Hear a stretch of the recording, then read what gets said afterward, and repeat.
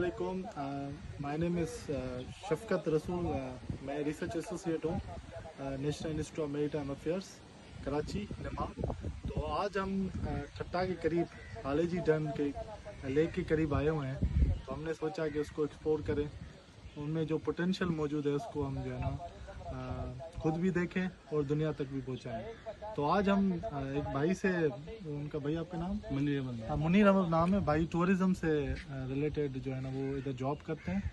तो भाई ने हमें थोड़ी इन्फॉर्मेशन दी है कि इसमें जो है अराउंड ये जो बेंड है तकरीबन 18 किलोमीटर जो है ना ये लंबी है।